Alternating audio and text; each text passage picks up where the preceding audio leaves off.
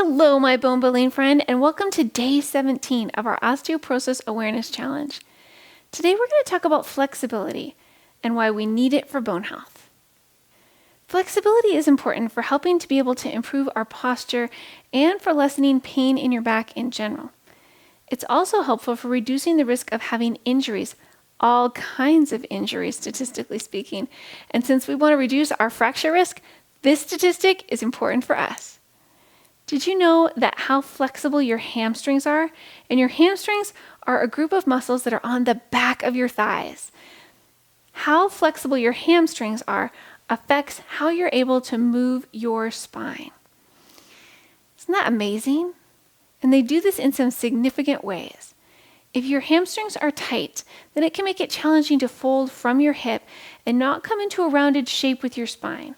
Since we want to avoid coming into a rounded shape as much as possible to prevent fractures, then developing enough flexibility to fold from our hips is worth our effort. Let me show you what I mean.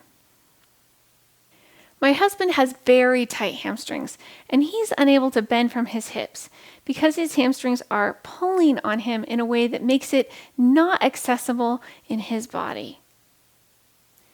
In contrast, do you see how I can fold from my hips, keeping my back from coming into a rounded shape?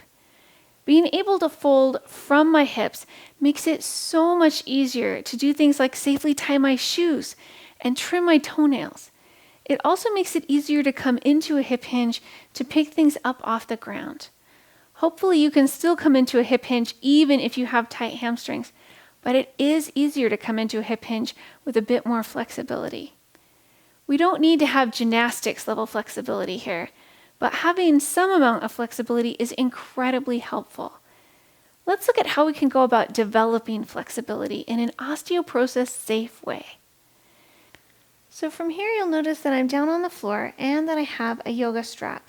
If you don't happen to have a yoga strap at home, you could use an old necktie, a towel, or any belt that you happen to have that will allow you to reach your foot.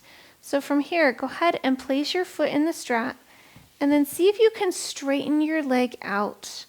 So from here, your leg may be way far out in front of you and it may be further up. As long as you're feeling this stretch on the back of your thigh, you are working on the right thing. This is not a race. This is about you working into your body wherever you are. And then from here, you want to see if you can straighten out your other leg on the mat. It may be that it's still slightly bent, and that's okay.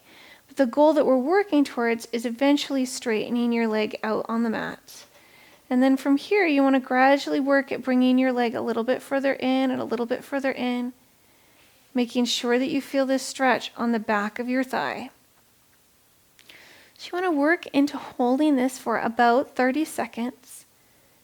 And then you want to also take this same leg out to the side. It may be that that's just a few inches, and it may be that it's a few feet. It's all good wherever you are, whether your leg is way out in front of you or further back. Working into flexibility from where you are right now in your body. And then once you're done doing that, you want to make sure that you do the other side.